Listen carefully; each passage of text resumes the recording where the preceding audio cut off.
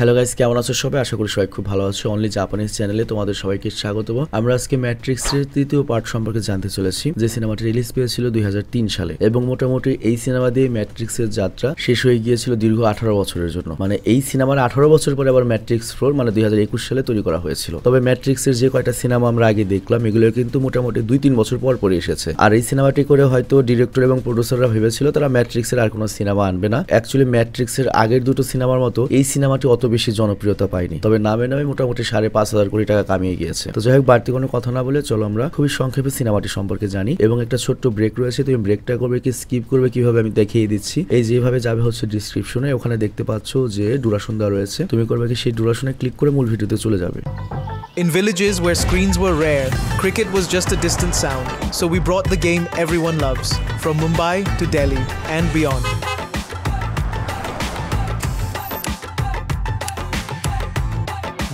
Made it possible.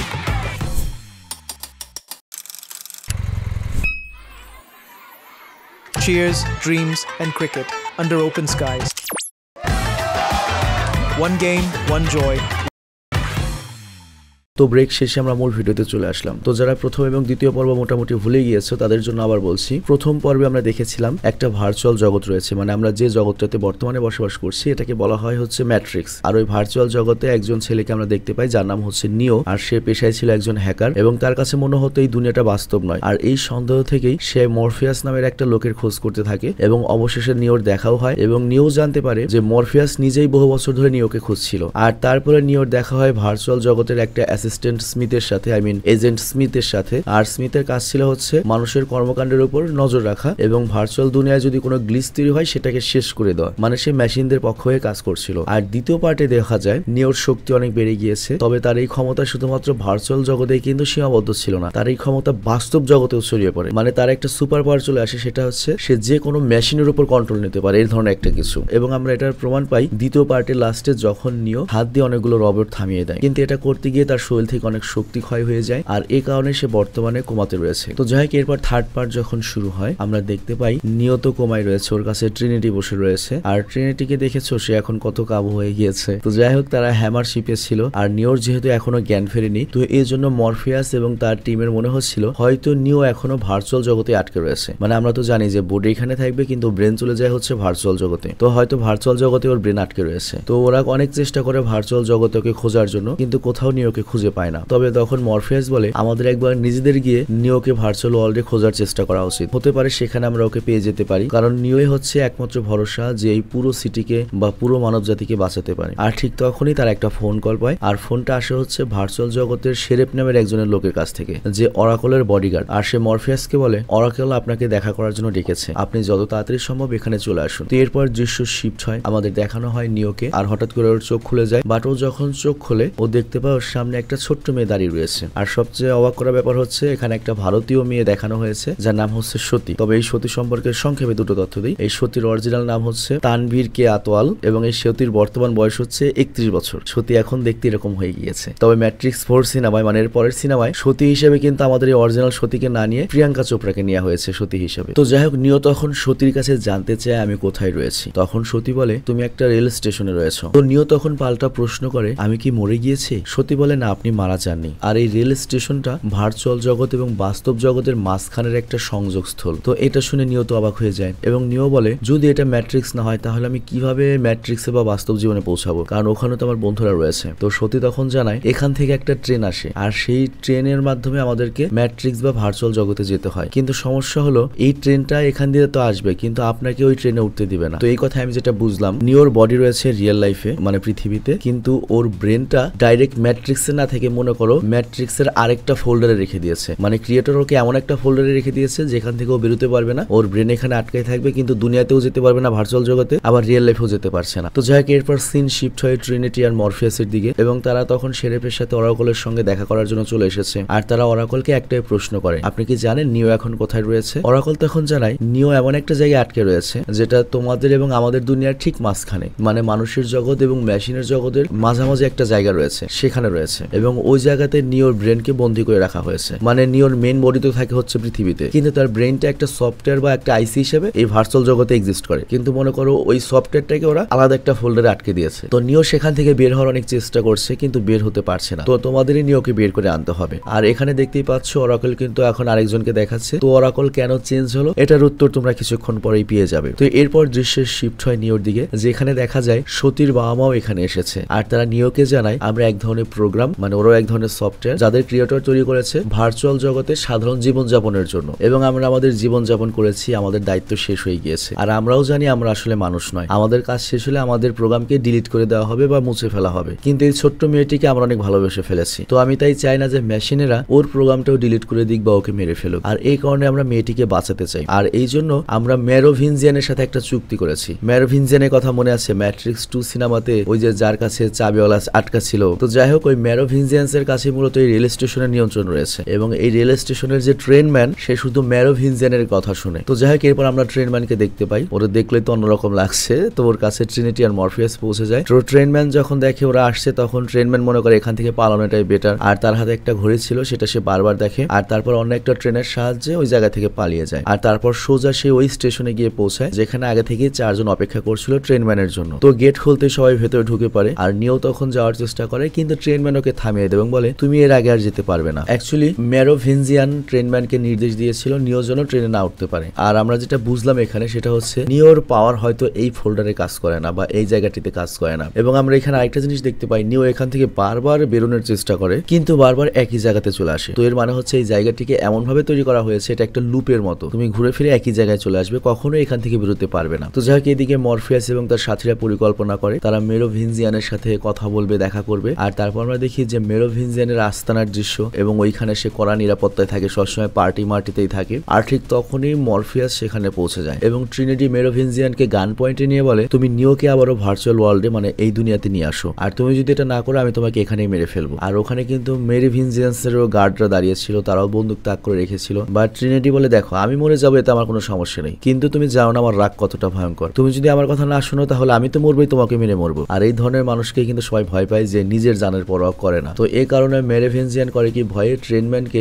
আবারও নিওর কাছে পাঠায়, এবং ফাইনালি নিও আবারও ফিরে আসে ভার্চুয়াল জগতে। আর এখানে সে সিদ্ধান্ত নেয় এইবার রিয়েল ওয়ার্ল্ডে যাওয়ার আগে সে একবার ওরাকলের সঙ্গে দেখা করবে। আর তারপর আমরা দেখি ওরাকলকে, কিন্তু আমরা জানি ওরাকলের চেহারা বদলে গিয়েছে, আগের শরীর নেই। তো এটার কারণ নিও জিজ্ঞাসা করে এবং বলে আপনি কি সত্যি সে ওরাকল? তখন ওরাকল বলে হ্যাঁ আমি সে ওরাকল, আর আমি একটা প্রোগ্রাম, তোমাদের সবার বডি রিয়েল ওয়ার্ল্ডে থাকলো, আমার বডি তো আর রিয়েল ওয়ার্ল্ডে নেই। তো এই জন্য আমাকে যেটা করতে হয় আমার পরিচয় লুকিয়ে রাখতে হয়, এবং এজেন্ট প্রোগ্রামদের হাত থেকে বাঁচার জন্য আমাকে বারবার শরীর পাল্টাতে হয়। মানে বুঝতেই পারছো এই ওরাকল একটা গ্লিচ বা একটা প্রোগ্রাম যে পুরো সিস্টেম সম্পর্কে, ম্যাট্রিক্স সম্পর্কে জানে। তো যাই হোক, এখানে ওরাকল আরো বলে আজকে তুমি আমার এই রূপ দেখেছো, না জানি আগে তুমি আবার কোন রূপ দেখবে, তবে তুমি আমার রূপ নিয়ে ভেবো না, বরং তুমি সেই বিষয় নিয়ে কথা বলো যার জন্য তুমি এখানে এসেছো। তো নিও তখন ওরাকলকে জিজ্ঞাসা করে আপনি কেন ম্যাট্রিক্স সম্পর্কে কিছু গোপন তথ্য আমার কাছ থেকে লুকিয়ে রেখেছিলেন, আর আমি এটাও জানতে চাই আমি কিভাবে ওই রেল স্টেশন পর্যন্ত পৌঁছালাম। আমার তো মনে হচ্ছিল আমি একাই শুধুমাত্র এই মহান শক্তিমান বা এই পুরো পৃথিবীর মসিয়া হব, মানে এই ভার্চুয়াল ওয়ার্ল্ডের, কিন্তু আমাকে কিভাবে ওরা আটকাতে পারে। আর তাছাড়াও আমি ক্রিয়েটরের সঙ্গে দেখা হওয়ার পরে জানতে পারি যে বর্তমানে এই পৃথিবীর 6ষ্ঠ ভার্সনের প্রোগ্রাম চলছে, এবং এই 6ষ্ঠ ভার্সনের গ্লিচটা হচ্ছে আমি, এবং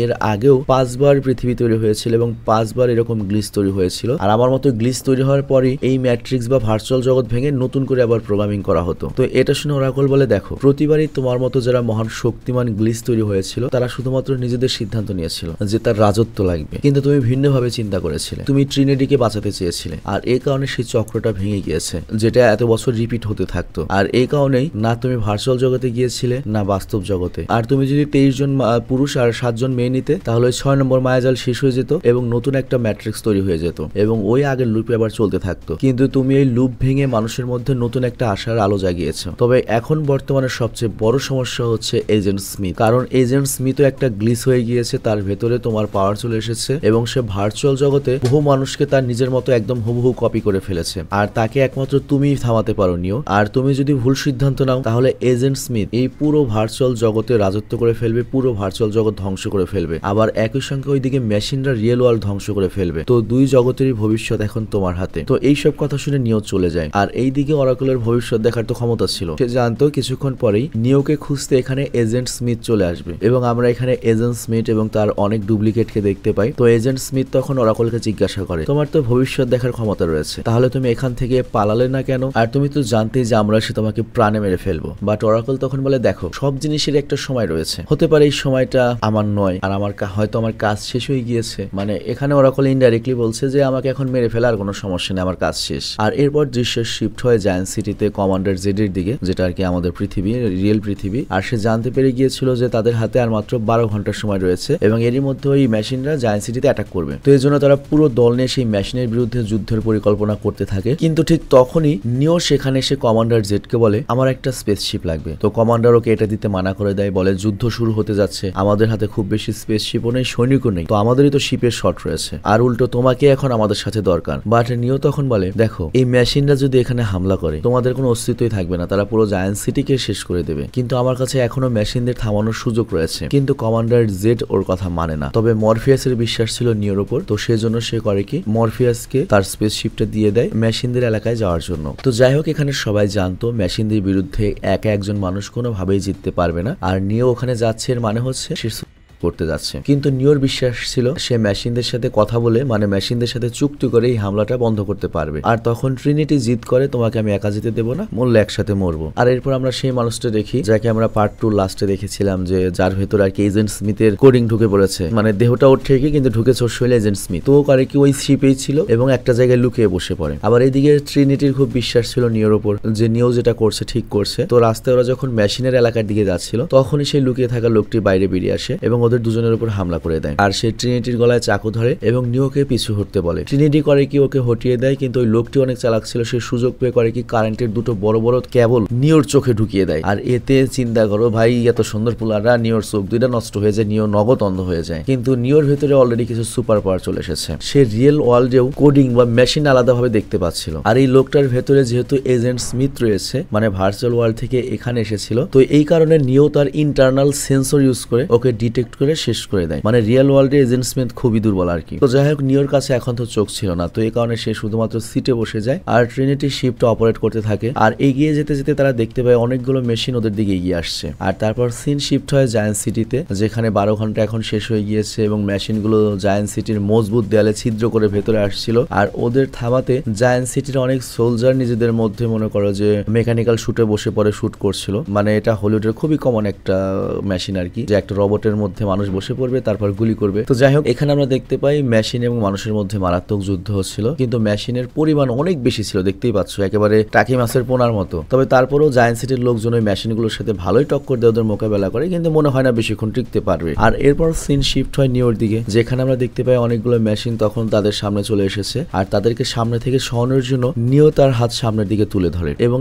এর আগে ভার্চুয়াল জগতে সে যেভাবে হাত দিয়ে জিনিসপত্র থামাতে পারত এবং ম্যাট্রিক্স 2 সিনেমা লাস্টে যেভাবে থামিয়ে দিয়েছিল, এবারও সে তার পুরো শক্তি দিয়ে তার সামনে আসা সবগুলো মেশিনকে শেষ করে দেয়। কিন্তু কিছু মেশিন করে কি ওদের শিপের নিচে চলে আসে এবং শিপে হামলা করে, তো এই কারণে মাঝপথে ওদের শিপ নষ্ট হয়ে যায়। আর এই বড় দুর্ঘটনায় ট্রিনিটির শরীরে অনেকগুলো রড এবং মেশিনের মনে করো হ্যাংম্যাং ঢুকে যায় আর কি। তো এখানে ট্রিনিটি নিওকে বলে বাকি সফর তোমাকে একলাই করতে হবে, কারণ তুমিই মানুষের শেষ ভরসা, এখন সব তোমার হাতে নিও। তো এখানেই আমাদের ছোট গাইলা ক্রাশ ট্রিনিটি মারা যায়। তো যাই হোক এরপর নিও করে কি তার সকল শক্তি এক করে মেশিনদের বসের কাছে পৌঁছায় এবং তাকে বলে মায়াজাল বা ম্যাট্রিক্সের ভেতরে তোমরা যে এজেন্ট স্মিথ নামে একটা প্রোগ্রাম দিয়েছিলে সেটার মধ্যে গ্লিচ করেছে এবং সে নিজের মতো মানুষদের বানিয়ে নিয়েছে। আর সে এমন একটা ভাইরাসে তৈরি হয়ে গিয়েছে যে পুরো ম্যাট্রিক্স ওয়ার্ল্ডকে ধ্বংস করে দেবে। আর তোমাদের বায়োলজিক্যাল ব্যাটারি হচ্ছে মানুষ, মানুষের মস্তিষ্ক চালানোর জন্য ভার্চুয়াল ওয়ার্ল্ডে অ্যাক্টিভিটি থাকা জরুরি। তো এজেন্ট স্মিথ ওই ভাইরাস যদি ভার্চুয়াল ওয়ার্ল্ড শেষ করে দেয় তাহলে কিন্তু এখানে মানুষের অ্যাক্টিভিটি থাকবে না এবং তোমরাও কোনো বায়োলজিক্যাল ব্যাটারি থেকে এনার্জি পাবে না। আর তোমরা যদি এনার্জি না পাও তাহলে তোমরা শেষ হয়ে যাবে। তো এই জন্য আমার কাছে তোমাদের জন্য একটা ডিল রয়েছে,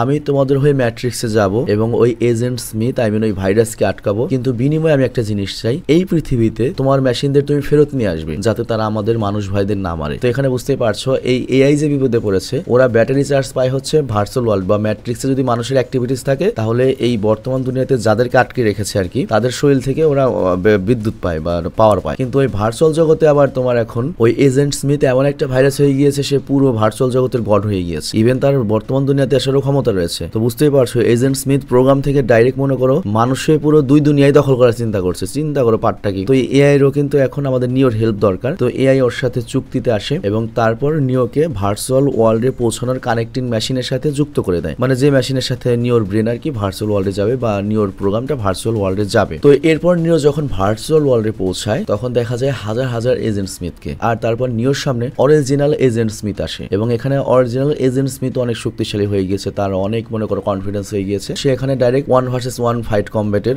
আমন্ত্রণ জানায়। তো তখন ভার্চুয়াল ওয়ার্ল্ডে হচ্ছে বৃষ্টি হচ্ছিল এবং এই জায়গাটাতে এই সিনেমার আমরা সবচেয়ে বেস্ট ফাইটিং সিনস দেখতে পাই, যদিও এটা পুরোটাই সিজিআই বা গ্রাফিক্স ছিল। তো যাই হোক এখানে একটা লম্বা সময় ফাইট চলে এবং আমরা দেখি এজেন্ট স্মিথ ফাইনালি নিওকে হারিয়ে দেয় এবং ওর শরীরে আঙ্গুল দিয়ে same to same agent Smith বানিয়ে দেয়। কিন্তু নিও নিজেই তো ভার্চুয়াল ওয়ার্ল্ডে আসে সবচেয়ে বড় একটা গ্লিচ ছিল। মানে নিও এই ভার্চুয়াল ওয়ার্ল্ডের কিন্তু অনেক রুলস ভাঙতে পারতো, সব ল ভাঙতে পারতো এবং আমরা এর আগেও দেখেছিলাম সে কিন্তু এজেন্ট স্মিথের ভেতর ঢুকে তাকে ব্লাস্ট করে দিয়েছিল। তো এবারও ঠিক সেরকম একটা কাজ করে, সে এজেন্ট স্মিথকে ব্লাস্ট করে দেয়। আর এর ফলে যেটা হয় যতগুলো এজেন্ট স্মিথের কপি ছিল সেগুলো ধীরে ধীরে ব্লাস্ট হতে থাকে। তো এর ফলে এজেন্ট স্মিথ নামে যে ভাইরাসটা বা গ্লিচটা তৈরি হয়েছিল পুরো ম্যাট্রিক্সে সেটা ধ্বংস হয়ে যায়। তবে এখানে নিও কিভাবে এজেন্ট স্মিথকে মেরেছে আমি বুঝাই বিষয়টা। নিও তো নিজে এজেন্ট স্মিথ হয়ে গিয়েছে। তো ও যখন নিজেকে শেষ করে দেয় তখন এজেন্ট স্মিথ সহ বাকি যত কপি রয়েছে তারাও ধ্বংস হয়ে যায়। তো এখানে আমাদের মেইন হিরো নিও মারা গিয়েছে আর কি, সে নিজেকে স্যাক্রিফাইস করে দিয়েছে। তার মানে হচ্ছে ম্যাট্রিক্স রেভলিউশনে আমাদের নায়ক নায়িকা দুইটাই মারা গেল। তো যাই হোক এরপর সিন শিফট হয় জায়ান্ট সিটিতে এবং সেখানে আমরা দেখি সকল মেশিনরা পিছু হটে গিয়েছে, মানে ফেরত আসছে। তো মরফিয়াস এটা দেখে অবাক হয়ে যায় এবং বুঝতে পারে নিওর যে কাজটা করার ছিল সে করে দিয়েছে এবং নিওই ছিল সেই সুজেন ওয়ান বা মাসিয়া যে মেশিনদেরকে থামিয়ে দিয়েছিল কিন্তু নিজের জীবনকে স্যাক্রিফাইস করে। আর তারপর আমরা ভার্চুয়াল ওয়ার্ল্ড দেখতে পাই, সবকিছু আগের মতো হয়ে গিয়েছে। আর এখানেই সিনেমাটি শেষ হয়ে যায়। তবে এই সিনেমার পোস্ট ক্রেডিট সিনে আমরা অরাকলকে এবং ওই যে ওই বাচ্চা মেয়েটা ওর নাম জানি কি সাথী নাকি সত্যি ওকে দেখি, আর সেই সাথে ছিল ক্রিয়েটর এবং তারা নিজেদের মধ্যে কথা বলছিল। তো আমরা অবাক হয়ে যে অরাকল তো মারা গিয়েছিল, স্মিথ তো মেরে ফেলেছিল, কিন্তু অরাকল আসলে কই থেকে। তবে আমরা এটাও কিন্তু জানি যে অরাকল বডি সুইচ করার ক্ষমতা রাখে, হয়তো অরাকলের বডি সুইচ করে অন্য কোথাও চলে গিয়েছিল কিংবা এটা আগের কোনো কাহিনী হতে পারে। তবে আগের কাহিনী না, যেহেতু অরাকল ক্রিয়েটরকে বলছে ফাইনালি মানুষ আর মেশিনের মধ্যে একটা চুক্তি হলো, তারা যার যার মতো জীবন কাটাবে। বাট ক্রিয়েটর বলে এই শান্তি বেশি দিন টিকবে না, ফাইট অনিবার্য। আর এই কথা বলেই সে পার্ক থেকে চলে যায়। আর তখন সেই ইন্ডিয়ান ছোট বাচ্চা সত্যি অরাকেলের কাছে আসে আর অরাকেলকে জিজ্ঞাসা করে আমরা কি নিওকে আবারও দেখতে পাবো। এর জবাবে অরাকেল বলে হয়তো সে আবারও জন্ম নেবে এবং সকল মানুষের জন্য আবারও মসিহা হিসাবে আসবে। তার মানে ম্যাট্রিক্সের সর্বশেষ যে সিনেমাটি আসবে ফাইনাল সিনেমা, সেটাতে নিওর পুনর্জন্ম হবে। তো কিন্তু সেই ফাইনাল সিনেমাটা বানাতে এই ম্যাট্রিক্স ফ্র্যাঞ্চাইজি 18 বছর সময় লাগিয়ে দিয়েছিল। মানে এটা তো 2003 এর সিনেমা, আমি যখন ক্লাস 7-এ পড়ি। তো 2021 সালে এটার সর্বশেষ সিনেমাটি এনেছে। তো যাই কি যে সতী মেয়েটা দেখলে এই মেয়েটাই কিন্তু ম্যাট্রিক্স 4 গিয়ে আমাদের প্রিয় প্রিয়াঙ্কা চোপড়া হবে আর কি। এবং ম্যাট্রিক্স 4 সিনেমার কাহিনী দেখার অপেক্ষা তো আমি করতেই পারছি না। ওই সিনেমাতে ট্রিনিটিও থাকবে, নিও থাকবে, কিন্তু থাকবে না শুধুমাত্র মরফিয়াস। এই জিনিসটা আমার খুব খারাপ লাগছে। তবে এজেন্ট স্মিথও কিন্তু ফেরত আসবে নতুন ভাবে। অনেক সারপ্রাইজ রয়েছে ফাইনাল সিনেমাতে, আশা করছি তোমাদের পছন্দ হবে। তো আমি বিদায় নিচ্ছি, ভালো থেকো, সুস্থ থেকো, টেক কেয়ার, আল্লাহ হাফেজ।